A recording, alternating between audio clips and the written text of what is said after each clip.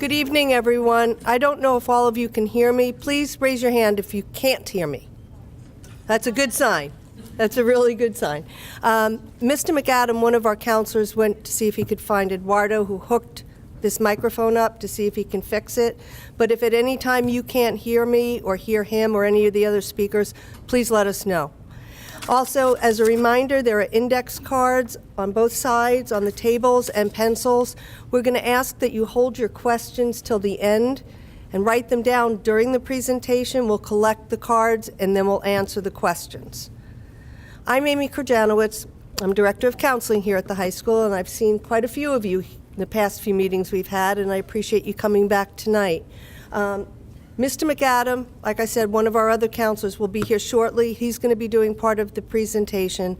But I also wanted to introduce you to some other people that are here this evening that will answer questions you have, specific questions about classes for next year within each department.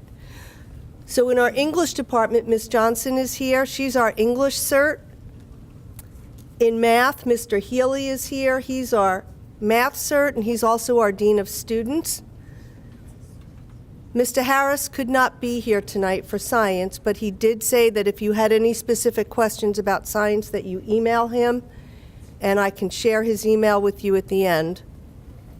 Ms. Mahoney is here for social studies.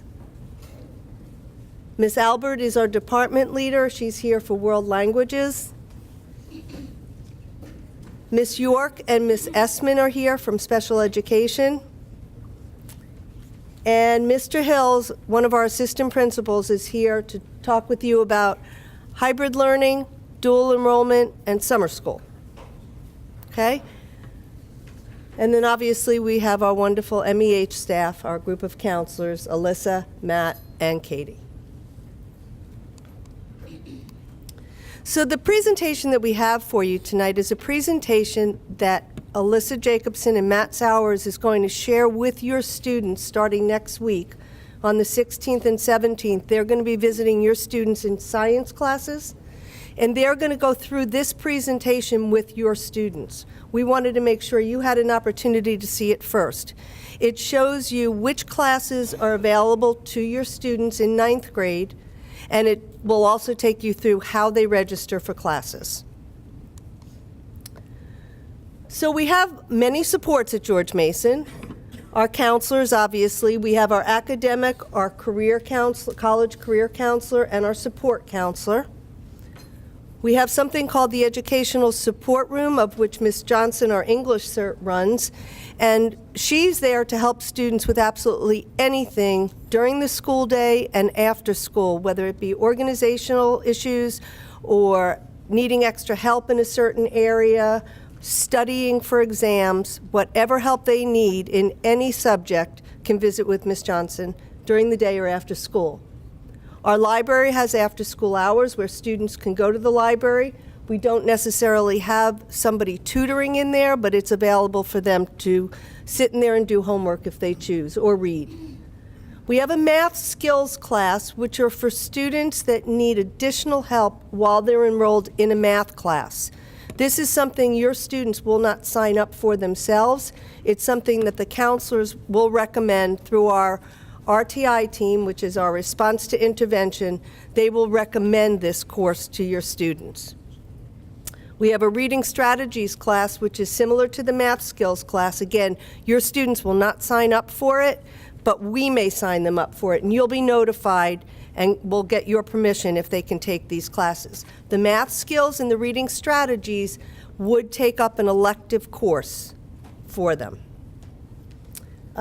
We have a writing lab, which meets after school with one of our English teachers 4 days a week, and that lab is available to students who need help in writing in any subject. If they're doing a research paper in history, if they're working on a lab report in science, if they're doing something for English, anything, the English teacher is there to help them. We have Mustang ambassadors, which are upperclassmen that actually work with our students, our younger students. Right now, and I can't guarantee it'll happen next year, I kind of think it will, for 9th graders only, we have a homeroom which meets once a week. And that homeroom it's a place for them just for one teacher to really get to know those students in their homeroom, they're pretty small, and to monitor their progress in their classes as well. And Mustang ambassadors visit those homerooms, the upperclassmen, and try and encourage the students to get involved in school, talk about activities going on, and try and encourage them. We have a Mustang block, which occurs after the first block of the day, and it is considered an academic time, but they're not assigned a place to go. It's a time for them to come to the cafeteria and get a snack, but really it's a time for them to go visit with a teacher where they need some remediation, or they have some questions about homework or something that happened in class.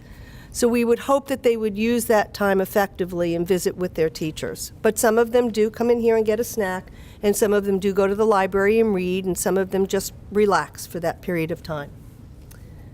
We have peer tutoring, and that's especially in our languages and through our FEA, Future Educators of America.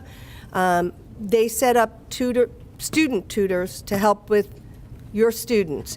And we also have something called Saturday Learning Lounge, where the students will attend, if requested, to tutor students during Saturday Learning Lounge.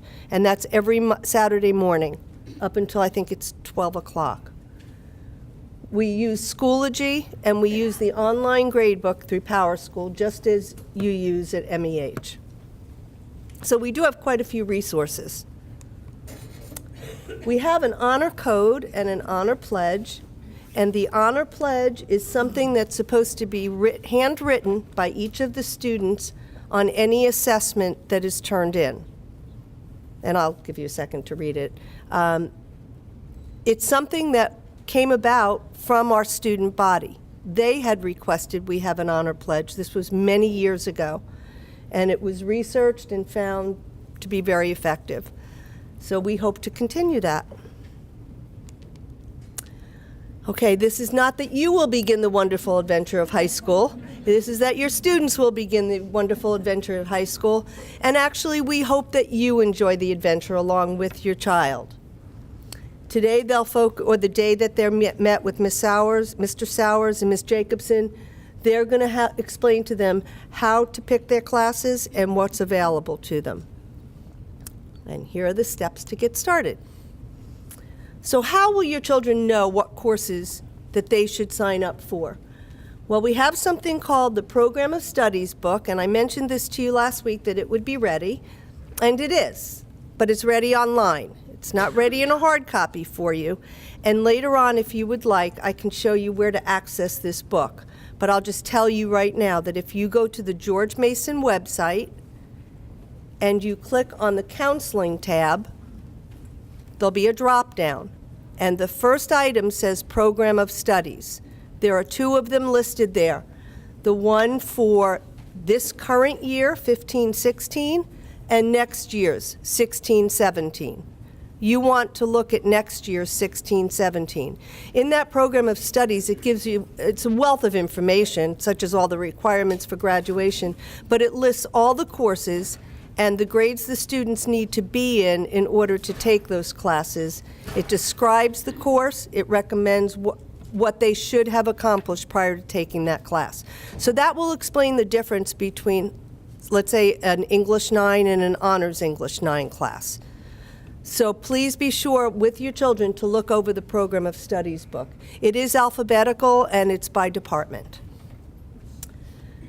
We tell them that we expect that they're talking with their current teachers, and we really encourage that they talk with their current teachers, because their current teachers should know their abilities now and know what the follow-on courses would entail.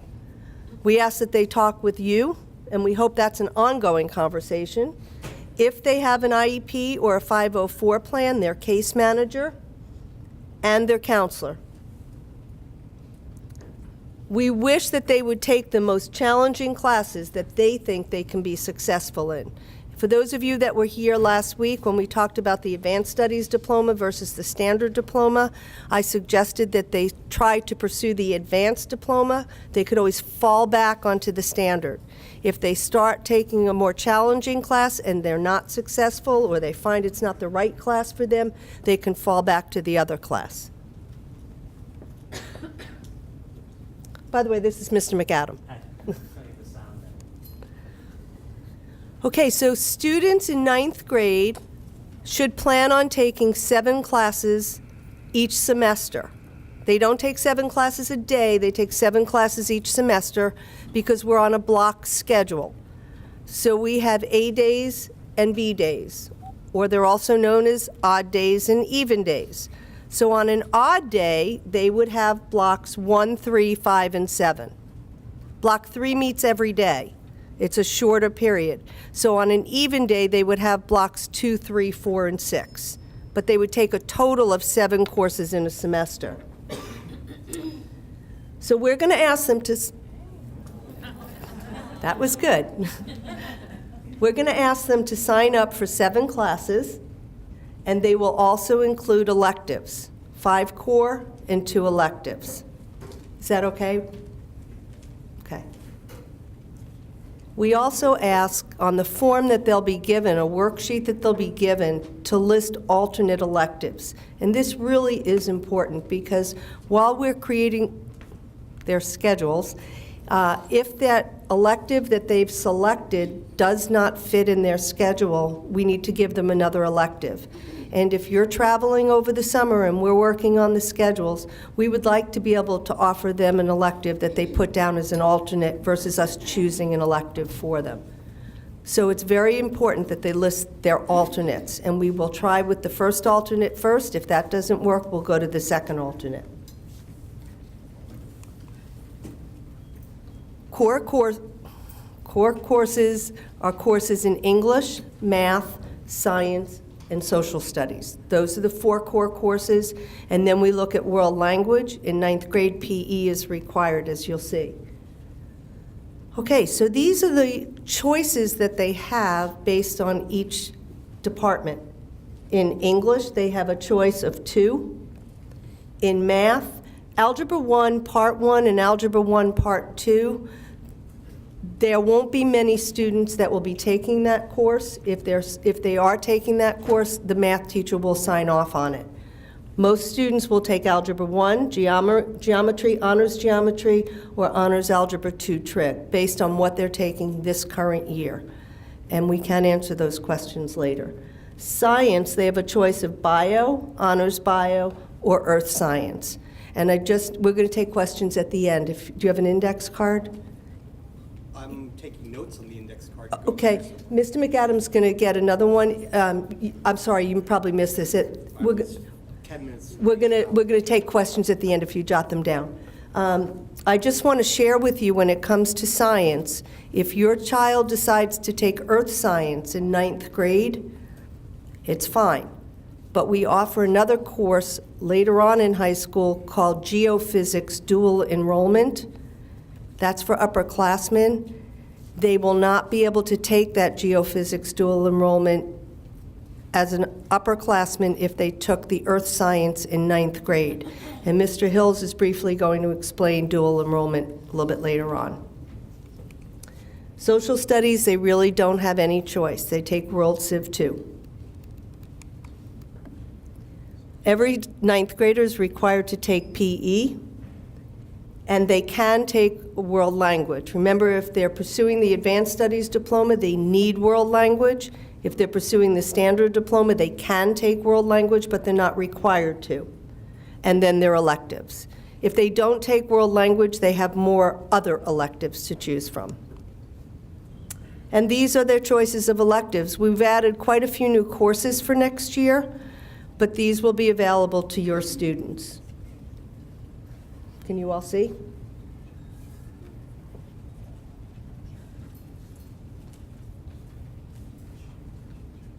If they take choir, that meets before school. That does not count as part of the 7 courses. That would be considered an 8th course because it starts before the school day. Our new classes for next year, in case you have students that are currently at George Mason, that we're adding for next year is AP Computer Science Principles for 9th graders. We've added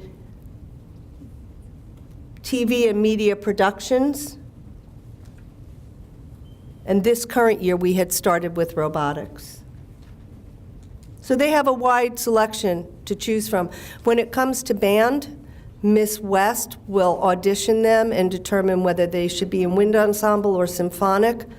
Most ninth graders are in symphonic band. In world languages, we offer French, Spanish, and Mandarin.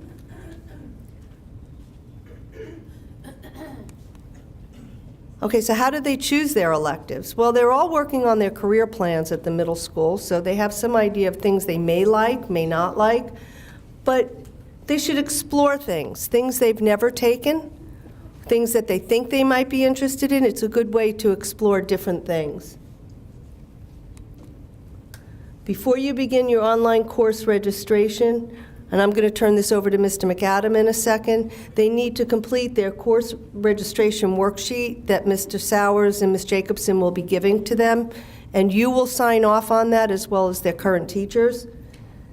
They'll use this when they go online, of which he's going to show you how to do that in a second, to do their course registration. Now, up here I said that it times you out after 20 minutes. It has in the past. I have not been able to try it this year.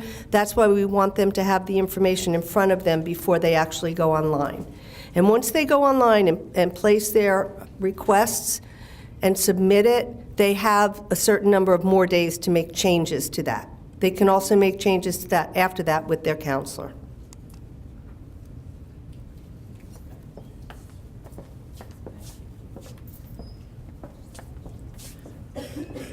Hello everyone, I'm Brad McAdam, one of the counselors here. So when it comes time for your student to actually register online, he or she will log in to their PowerSchool account, and I assume middle school students do that, right? They log in to PowerSchool? Okay, so they'll just log in the normal way to PowerSchool. If for some reason your student doesn't know how to do that, they should see their counselor maybe at the middle school. So when they log in, on the left-hand side, they'll see something that says class registration, and they should click on that. And it's really important that the student reads the directions here. They have to choose every place where there is a little exclamation point. That means that course must be filled in order to proceed with the registration. So anytime that there's a red exclamation point, they have to fill that in with the course. So there's a drop-down menu for each of these courses: a 9th grade English, a 9th grade math, 9th grade science, social studies. The social studies, as we said, there's really not a great deal of variety there. It's going to be World Civ 2. The language, now you see there's a green check already next to the language. That's because for the standard diploma, there is no language requirement. So a student does not have to choose a language. That's why there's already a green check next to it. But of course, they can choose a language, obviously. A PE, and then there'll be more chances to choose another elective as well. Or if they're not taking a language, they could choose more than one other elective. Okay. I know Ms. Kurjanowicz has mentioned this, but just a quick note about electives. Please make sure your student and you all look through the program of study and read the descriptions about the electives. And if you want, you could even try emailing. You could ask us who teaches that course, and then email the teacher to find out more information if you wanted to. Because at the beginning of this year, I had a student who, in the first 2 weeks of school, changed his elective 3 times in the course of 2 weeks. We'd really like to avoid that sort of thing happening. So if the more information you have ahead of time about what the course might be like, and of course you don't always know until you get in the class, but to kind of just jump around like that at the beginning of the year is not really enjoyable for the student or any of us. So the more you can educate yourself and the more your student can educate himself ahead of time, that's helpful. Again, the pencil icon will give you the drop down of the courses available for each of the subjects. Choose one of those, and again, it must be, once the course has been selected, there must be a green check next to it indicating that that's been selected. Once that's all been done, the student should look on there and see green checks all the way down, and then it must be submitted. When the registration has been submitted, this is the next screen that will come up. A student should have a minimum of 7 credits, and in general, a maximum of 7.5 credits. So that would be if a student was choosing to take contract choir, they would have their regular 7 classes, and then in addition to that, contract choir counts as a half a credit for the entire year. So at most, they would have 7.5 credits for the year. Okay. Again, I know to the students' advantage, they will be having a worksheet that they're doing with their counselors in conversation with teachers and you all, hopefully. And so basically, when they're going to actually register, they'll just be looking at that sheet that they've already had these conversations about and kind of just filling it in.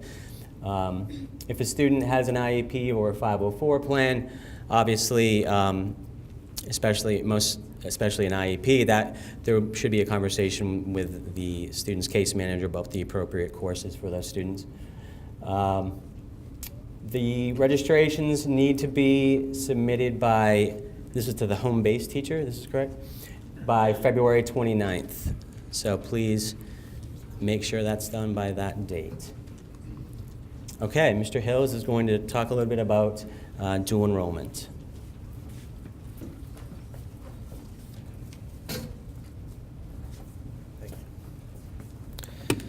Thank you, Mr. McAdam. Appreciate it. Recently, everyone in this room hopefully received an e-newsletter that I sent out kind of outlining the dual enrollment process and what that means and what that looks like. So a brief overview, the dual enrollment program at George Mason High School is actually a partnership with us and Northern Virginia Community College. It's in an effort to allow students during their high school career to actually earn college credits. Our goal is to really have students earn a minimum, if they would like, of 33 credit hours towards their eventual college graduation. And we are adding classes as we speak to allow students to do this. It is a bit premature for incoming freshmen to really consider some of these classes because there are specific requirements as I outlined in the packet, including a student must be 16 years of age. We do have several sophomore exemptions that are available, but it's something that I just want you guys to think about moving forward, the opportunity for many of these students to enroll in the classes. Their counselors can go over what some of those classes are. If you'd like to reach out to me, I can talk about how some of those classes operate. And I think it's just a wonderful opportunity for our students to be able to have here at George Mason. Our hybrid classroom, we offer several hybrid classes throughout George Mason High School. And really what that is, it's a blended learning approach. So it's a combination of direct instruction from a certified content specialist, just as you would see in your English classes, social studies classes, in conjunction with online modules that students complete. So as incoming freshmen, they will have to talk to their counselors about if this is a good opportunity for them to explore. As they move forward sophomore year, junior year, it's something we allow them to register on their own, but we always want them to make sure that they sit down with counselors and talk about how that environment is different from the traditional classroom. It is for some students, it's not for all students. So it's just about how you learn in that flexible learning environment and kind of what that means for you moving forward. But how does that impact, let's say, our Summer Academy program? Our Summer Academy program, which is we always have somewhere in the neighborhood of 250 to 270 students who are enrolled. It's actually run through our hybrid learning program. So all of the classes offered, we feel that it's important that families and students have a flexible learning environment opportunity throughout the entire summer. We recognize that you guys all travel and students have camps and they have other interests. We don't want to stranglehold them to just saying you need to come here for a 6-week period. So our goal has been to really create this year-round school environment. And in doing so, what we've done is we've started some of our summer courses in the beginning of June, middle of June, where we allow students to start some of these courses when they may not have a chance to, let's say, complete a course because they finished their SOL, or maybe they're just studying for a final and they have time to do some of these things, knowing that they're going to be going on vacation a little bit later on. So it affords them that flexible opportunity. How does this impact your student? Well, as Ms. Krajanowicz and Mr. McAdam just explained, you notice your student next year is only going to have an opportunity really for one additional elective. 6 of those out of the 7 classes are pretty much picked for him with PE as well as the other options that they gave you. So having one elective, if students are able to take a course during the summer, not only can they expedite their academic program, but it gives them an opportunity to open up spaces throughout the next couple years. Maybe take 2 electives, 3 electives as they move forward. So it's something to definitely consider and explore. I will be sending out a registration packet shortly after we return from spring break. It will give you the opportunity to register. Even if you're just considering it or thinking about it, I would highly recommend registering, and there will be more information to follow about the course offerings and such. Thank you. Oh, questions at the end. Sorry. Before we go on, I just wanted to introduce another one of our staff members. I mentioned to you Mr. Harris from our science department was not able to be here, but Mr. Will Stewart is, and so he'll be able to answer questions about science for you at the end. Ms. York, Ms. Essman.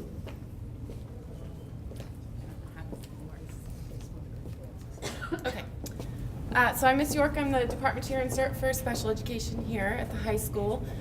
We really just wanted to let you know some of the services that we offer here for our students with disabilities. As you can see, we have organizational support, which can be offered through the ESR and with working with their case managers and or in a study skills class if a student needs to have a study skills class coming into high school to kind of help get their handle on everything that's going on and with their transition from the middle school. We have academic, social, and social emotional support offered through a whole continuum of services. We can have students that are just on a consult monitor basis, which kind of means they just need to check in with us and we monitor, make sure that they're doing okay, keep in touch with their teachers. So very little support outside of just kind of that periodic check-in. We also have classes where we have para supports in the classroom. So there's 2 adults, there's the content teacher and then a para who supports that teacher in the classroom for any needs that the student have. Usually in that case, the para is really helps to support in terms of organization and keeping the students on track with what's going on in the classroom and in the moment of instruction. We also have co-taught classrooms, which has your content area teacher and then your special education teacher who is also certified in that content area as well. And then we also have self-contained classes. And the number of co-taught versus self-contained versus para support really varies every year depending on the needs of the students that are coming into our building. So we work closely with the case managers and the counselors at the middle school to talk about students' plans and also attend the IEP meetings as those students are starting to look at the transition into high school to have conversations about what will be the best placement for their student when they get here. We also have a life skills program offered here at the high school, and then we have related services with speech, OT, PT, counseling, and then transition services that help with students as they are going through high school. We have a transition specialist that works with our students, and she will be more involved with the students as they get their junior and senior year. Each year gets a little bit more because she really helps to focus that, looking at the bigger picture in terms of what the student wants to do when they leave, whether it is going to a four-year college, a community college, going to work, some sort of training program, whatever the case may be, she can help with that process and exploring different options that are out there. And so we also have for parents, there's some supports. There's a special education advisory committee that meets once a month, and that has parents and I think a teacher representative and representative of the school board and our director of student services, Liz Germer. They're all on this advisory committee. They meet monthly, and it from all school levels. So it's a good resource for parents to find out what's going on, keep informed, and also be able to contribute. And then our special education liaison is Miss Essman. Sits in as our designee at all of our meetings and is a good main contact for you here at the high school. And then that's me at the bottom. That's it. Who's next?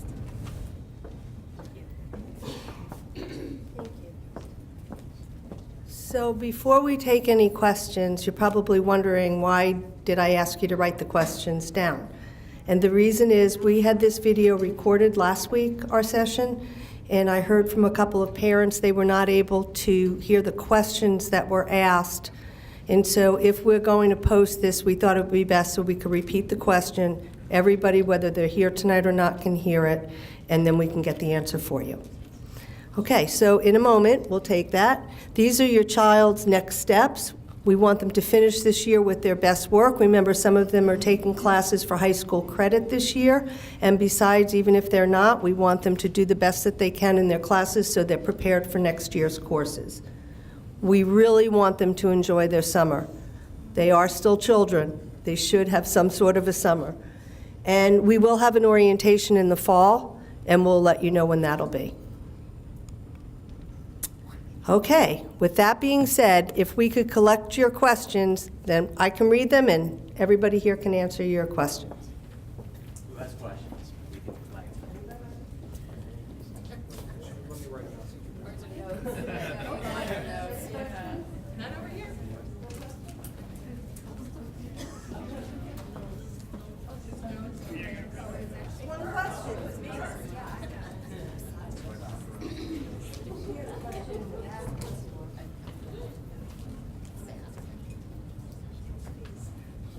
He's writing this.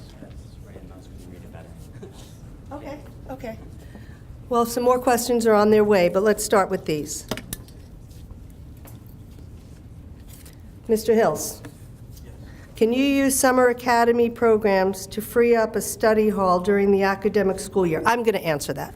We don't want ninth graders taking study hall. We really don't. We want them to be in an academic setting. That doesn't mean they can't take a course in summer school and further themselves, but we really want them in their classes. Sorry.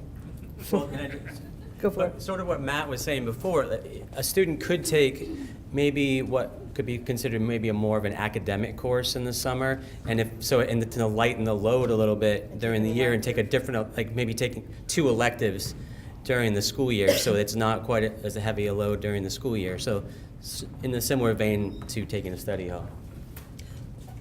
The other thing I want to add to that is the likelihood of a student completing a full year of a course in summer academy is not likely at all. We really think that they can only complete 1 semester's worth in the summer. That's not to say they couldn't split it up over 2 summers or continue during the year on their own time, but just for you to keep in mind. And that's one of the things I mentioned when you talk about having a student start earlier. Traditionally speaking, we've done a 6-week period where students were expected to start and finish at that time. We recognized it was unrealistic. So having the students be able to log in a little bit earlier and then continue throughout the summer instead of that deadline of August 6th can give them a better opportunity to finish. But as Ms. Garjanowicz stated, it is going to take some dedication and many hours on their behalf in order to complete that course. Do the kids have the opportunity for an open study hall? Not in 9th grade. That will come their senior year. Thank you. That's a good one. Okay, Mr. Hills, this one might be for you. IB diploma versus dual enrollment. Students can't do both. Are you targeting the same kids? That's a great one. Yeah. I think that's a great question. I think we can never have too many opportunities for students in this building, and when you talk about the number of IB full diploma students we have, somewhere in the neighborhood of anywhere between 40 and 55 per year. I'll have Ms. Brown check that number for me. But what that also states is that we have many of our students who are interested in the IB certificate, dabbling in many of those classes and maybe taking 4, 5, 6 IB classes throughout, which can be done in conjunction with dual enrollment. So what I would say is if you do plan on being an IB diploma student, which is a small percentage percentage of our population, dual enrollment may not be an opportunity for you. Dual enrollment, when we talk about the idea of rigor behind it, it is a college level course. Now when you talk about it in comparison to IB, it's very hard to make that comparison. Ultimately, because each dual enrollment course in the particular content area is going to have some kind of difference within it. For example, our English 12 dual enrollment class, our composition class that we're going to be running next year is for those students who are successful writers. Our U.S. History 121 and 122 course may be for a student who is an avid reader, but maybe doesn't necessarily like to write as they would in a particular IB HL class. So I think it all depends on the class, so it's hard to make just a specific overall assumption of what a student would be successful in. I don't think we're competing against one another. I think we're just giving students the option of deciding which they would rather do.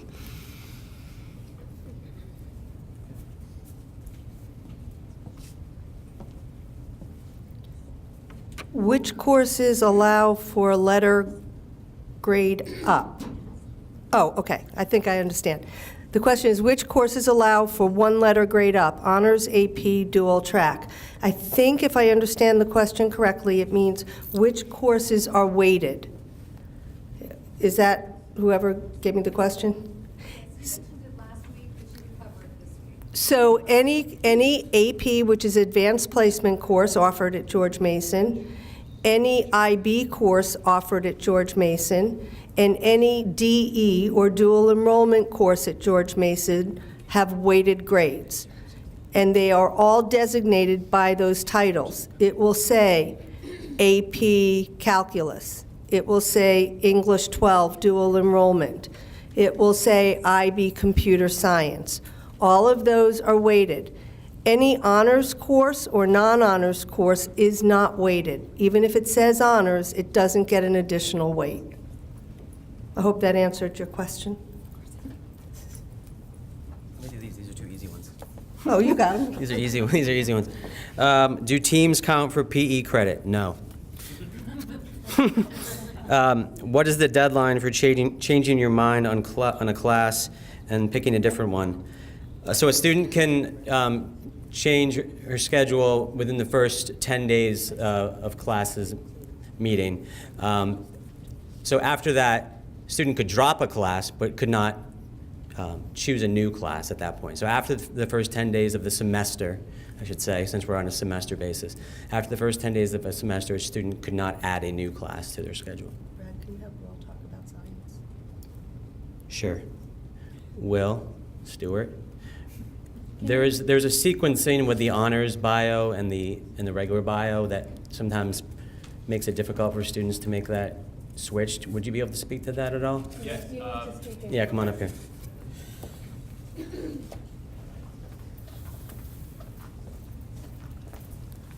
Yes. So the question is about the sequencing in Biology 1 versus Honors Bio.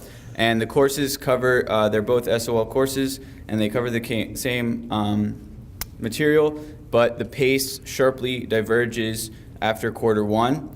And so in terms of how long is spent and the depth of some of the units, the honors course is going to be taking longer. And so basically what happens is the Bio 1 will cover a whole bunch more units in quarter two than the honors bio. So it's possible, if we allowed students to change from honors to regular in quarter two, it's possible that they would miss units. So we can't allow that. And so we usually ask and try to require that you have to switch. If you're going to switch, you have to switch at the end of quarter one. Is that? Thank you.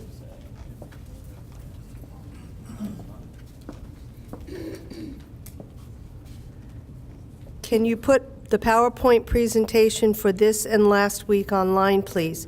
Last week's is online. Is it? It hasn't posted to our website yet. It was in the morning announcements, but we're going to have all of them up. Okay, I misspoke. So it was in the morning announcements. It's a YouTube. They will be posting it on the MEH website, And then as soon as we get this one, they'll post this one up on the MEH website as well. I stated 5 core courses, but listed only 4: English, math, science, and social studies. What is the 5th? Well, I do stand corrected because in many cases, I consider world language a core course, and if a student is going for the advanced studies diploma, they're required to have the world language, so I was including world languages in that one. Why do you have to be 16 to enroll in a dual enrollment class if the cutoff is 9:30? So I think what this question was asking, 16 is kind of the number that they give. We do have some juniors who are 15 going into their junior year and turn 16 September, October, November, and they'll use the exemptions for those. As I stated, that is something that they're able and willing to do. I'll give you an example of something else. For example, our AP Government class, taught by Miss Mahoney, she actually, at the end of the year, students who score, let's say, a 3 or above on the AP test, you can actually use that for college credit as well. And the majority of the students in that class are actually going to be sophomores. So that's part of that whole sophomore exemption. So 16 is just kind of the number that Nova says if you look at their website. But we also have a few different policies here at George Mason that we adhere to. If you're not registered for a high C class at the start of the year, can you enroll late? When is the cutoff? So that's difficult to answer in terms of, say, a freshman student who has 7 classes in their schedule. We really do want our students to complete those classes. If there's a situation where a student is performing poorly in that particular class, there may be an opportunity based on a team decision, whether it's the counselor, myself, where we feel high C is a better environment for them. They are allowed to start really at any point throughout the year, but that's going to be a team decision and something we don't necessarily want students making that decision. But it is an option throughout if need be.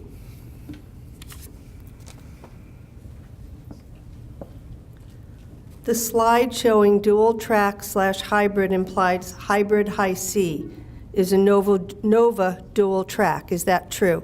No, it's not, and I apologize for that confusion. It was just Mr. Hill's slide. It was a reminder he was talking about the 2 different items.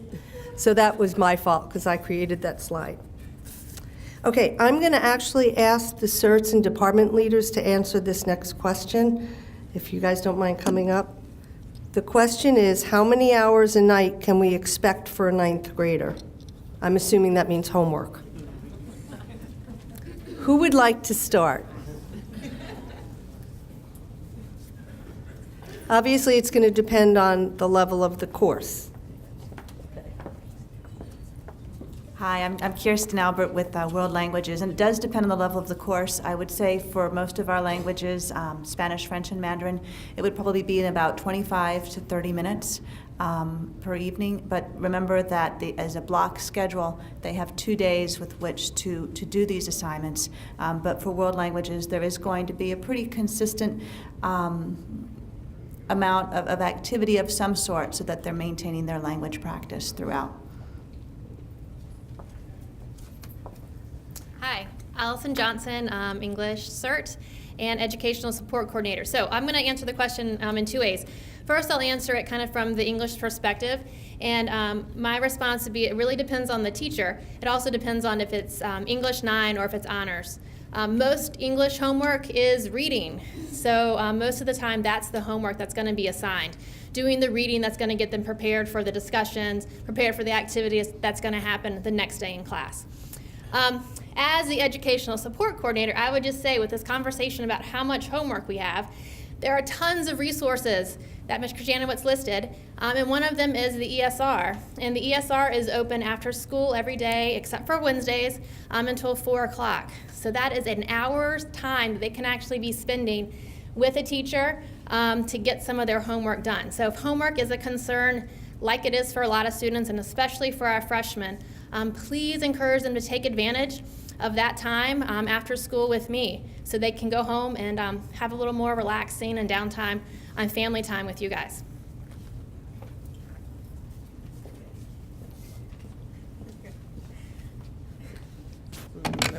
lower the microphone after Ms. Johnson. Hi, I'm Pam Mahoney, Social Studies. So your students will all be taking World Civ 2, which is very similar to World Civ 1, except later. It's about, I would say, most teachers have the students read a section in the chapter each night, and then they might have to answer questions or do something a little creative with it. So I would say for each class, there's between 30 and 45 minutes of homework. It shouldn't be overwhelming. But let me take this opportunity to tell you that we have both online textbooks and hard copy textbooks, and the hard copy textbooks will be sent home, and they can access the online ones anytime, obviously, too. They don't need the online textbook. Sometimes I think what I'm seeing is that the kids are doing their history homework online, and if you're concerned about the amount of multitasking going on, they have the hard copy of the book also. So just throwing that out there in case that comes up. Okay.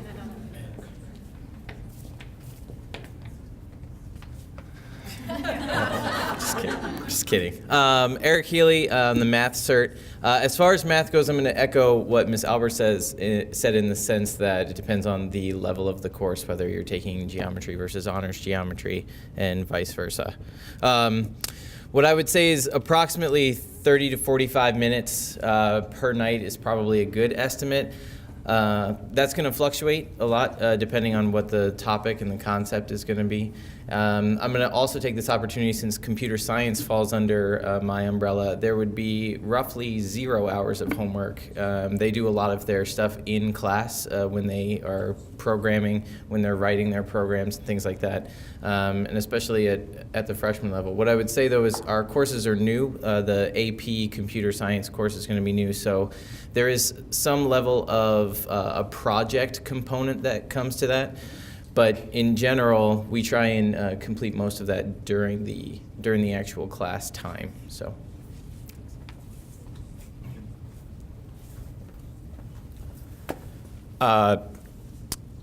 So start off with what I'm not too sure about, which would be if you're choosing, along with your son or daughter, to take Earth Science in 9th grade. I'm not sure. I can't give you a great answer on that. I don't think it's much homework. Second thing would be if you choose to take Biology 1, which I believe, I'm not teaching it this year, but when I taught it last year, we usually had a policy of no homework for Biology 1. And then for Honors Bio,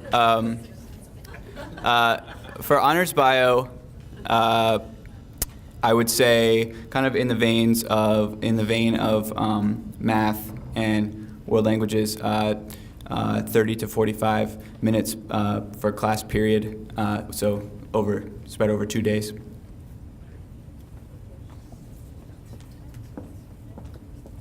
Thank you all very much.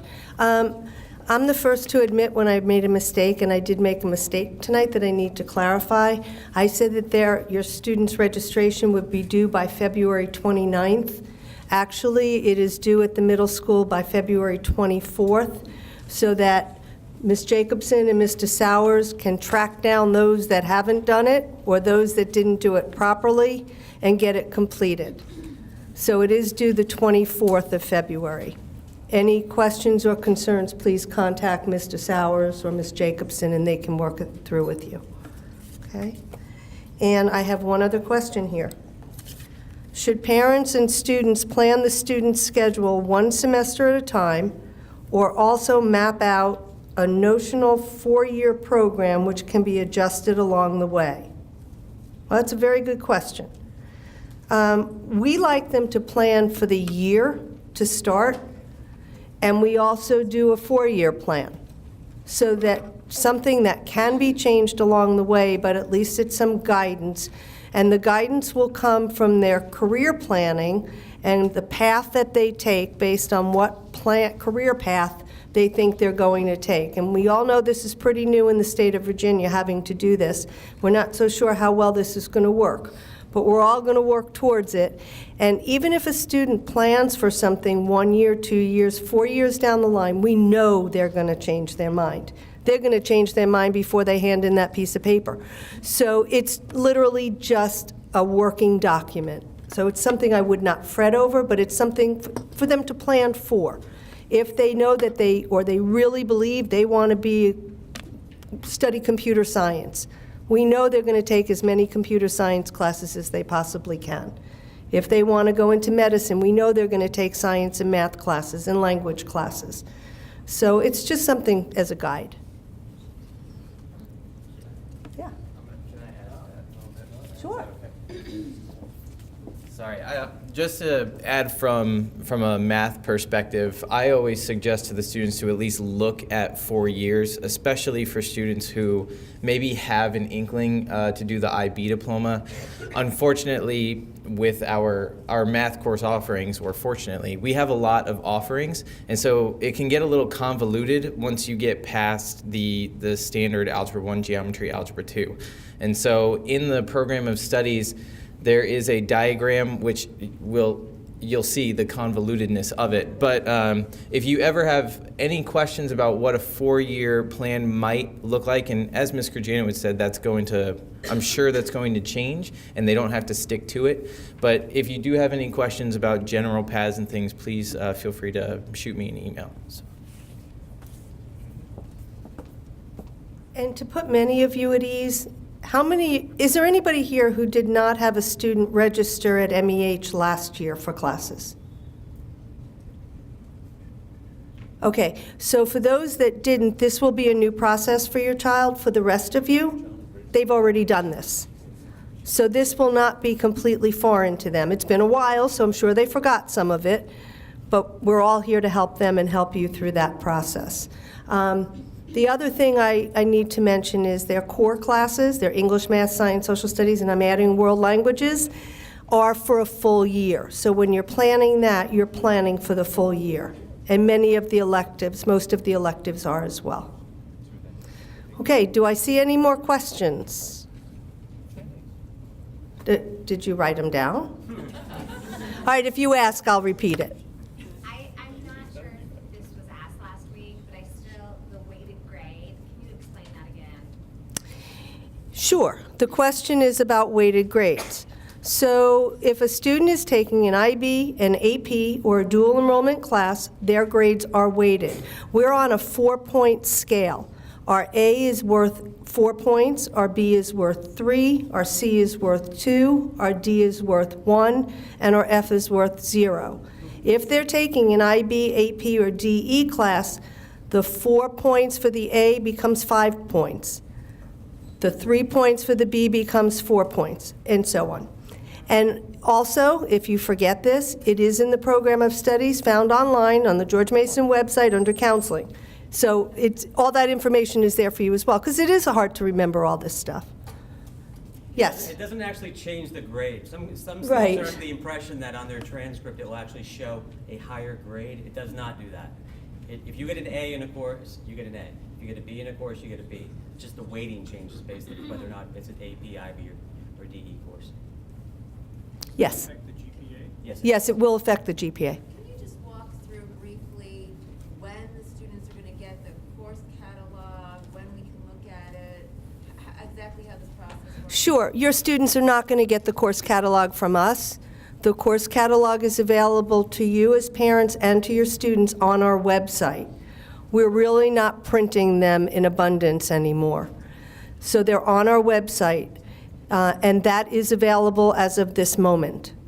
Do you all want me to show you where it is on the website? Would that make you feel more comfortable?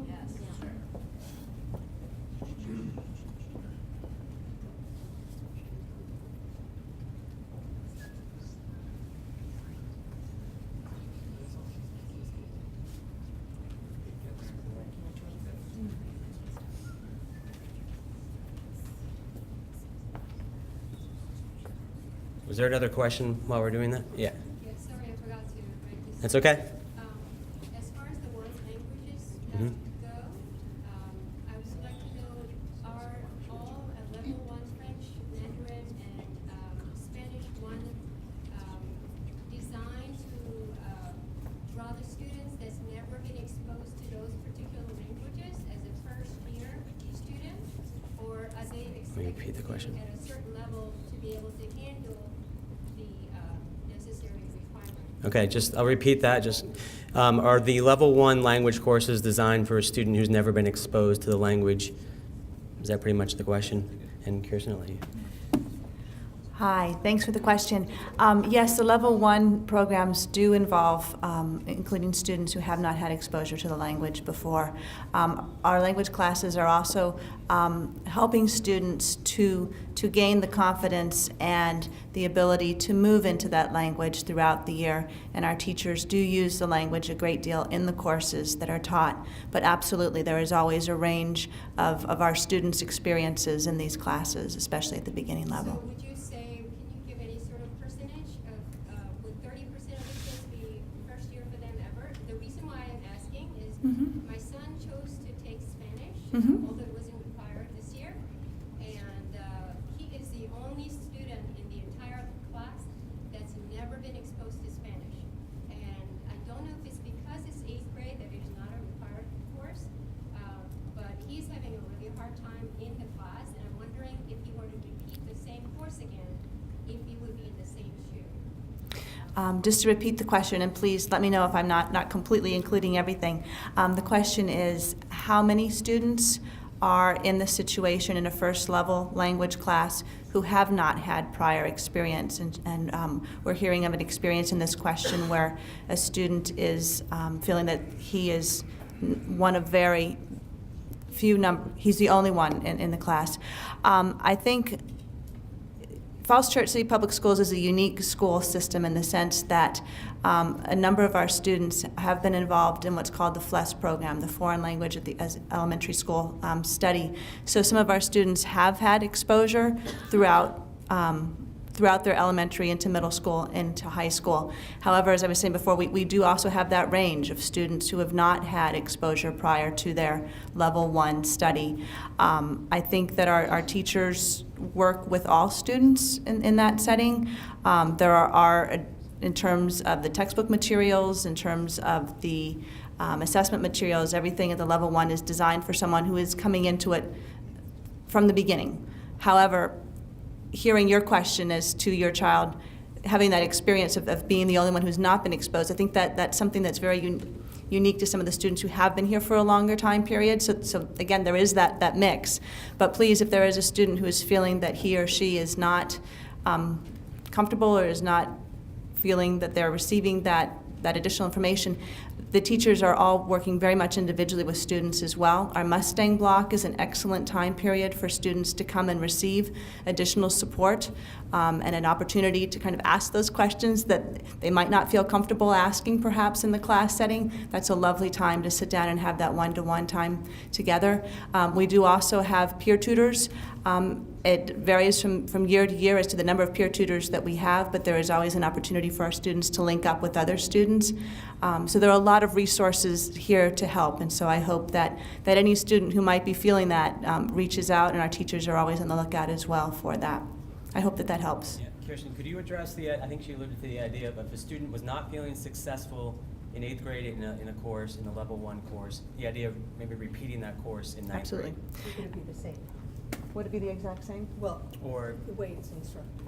Yeah, I think that's an excellent question. We do have students who do repeat a level of language study coming in, and that is absolutely something that students can do. We really want our students to gain that confidence in language and to go as far as possible in their language study while they're here.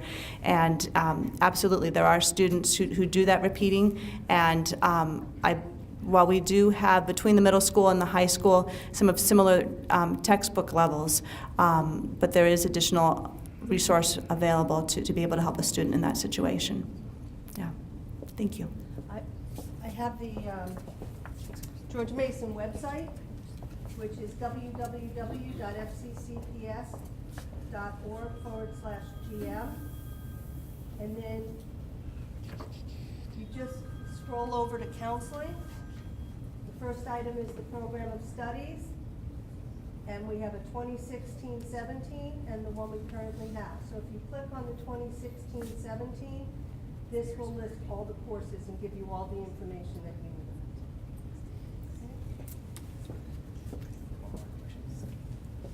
Yes.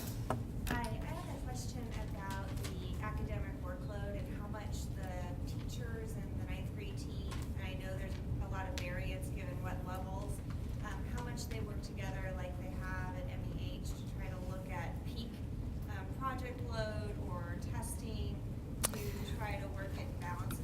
Okay, so the question is, the ninth grade team, how much do the teachers work together to balance, I guess, the students' workload for projects and tests and all of that?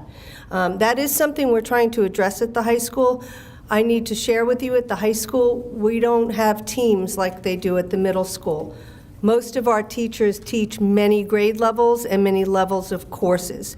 So our teachers do not meet as a grade level and discuss the same students and the work that they're giving their students. We do ask that students, if they feel that they're being overwhelmed, let's say they have 3 exams on the same day, to talk with their teachers. And hopefully they will be somewhat flexible. If not, they have a counselor here at the high school that could certainly help them as well. But we work differently at the high school, and there's really no way to get together as teaming. Yes? You didn't finish answering my question, the process. So you told me where the courses were, like what's next? Like what is my daughter going to? Oh, you're right. I apologize. Maybe they've got. Yeah, do you, Alyssa and Matt, do you, the question is, what is the actual process that the student goes through from this point forward, correct? Say that, I'm sorry, they were talking, what was that? What is the actual process that your students go forward with? So as Ms. Krajanowicz announced earlier, the counselors at MEH are going to be speaking with all of your students in the science classes on February 16th and the 17th. All the information that Mr. McAdams went over in terms of how to go online and select your classes. We'll have a video presentation. We'll go over that. We'll go over course sequences and show, subject by subject. For example, we'll look at English and say, here's your options for English, here's your options for math, and so on and so forth with the rest of the core classes. And we'll review all that. We'll talk to them about doing it on a paper pencil. Then we'll also talk to them about doing it electronically, so that way we know that you've signed off on it. And if we have not received the paper copy, you'll be expecting me to either track you down by phone or in person or electronically. But either way, you and I will be in touch. If you have major questions, feel free to reach out to me. If it's a subject-specific question, I might direct you to one of the CIRTs in the high school.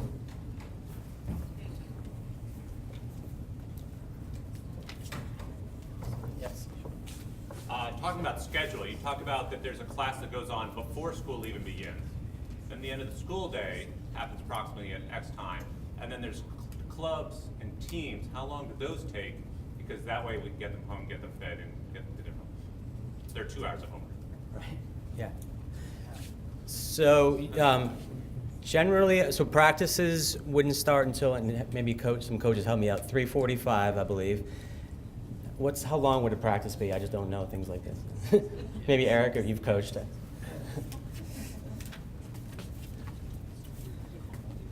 Yes. Generally, practices, they start at 3:45 and they run until about 6 o'clock.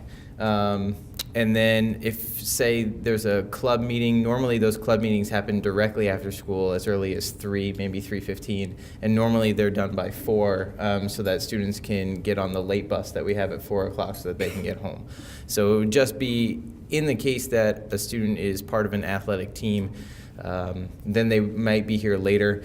If it's a winter or a spring sport, for example, basketball, lacrosse, there's only a limited amount of space. So what might happen in that instance is the student would go home and have to come back in order for practice. I would imagine 9th graders, though, are going to get the practices directly after school as opposed to later. Would you say, Mr. Hills? Most likely.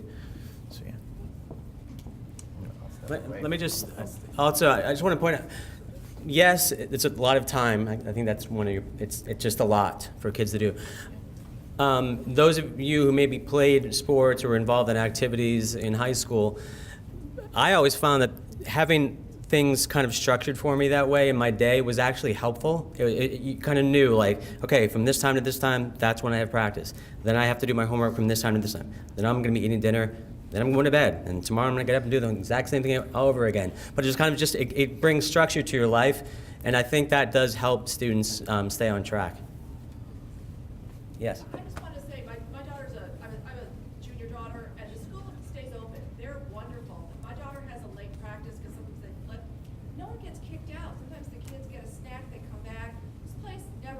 It's amazing. So for those of you who are worried, like, what am I going to do? Is that a good thing or a bad thing? I'm It's not a good thing for you, but I think it's a great thing because so the kids are very flexible, and oftentimes they'll stay here for an hour or two.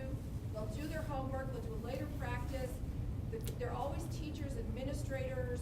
This place is not deserted. It's a very safe, wonderful environment. So, you know, I was very nervous too when I had my first child going through, but it's really been like her second home. She's here at 4 during the day. I mean, there are days she's here till 10 o'clock at night, and she leaves at 8 o'clock in the morning, and she's safe and watched over and gets stuff done. So I just wanted to add that. We didn't pay you to say that, right? Okay. This woman back here in the red shirt. Did you have a question? Yes. Just briefly, are team practices every day?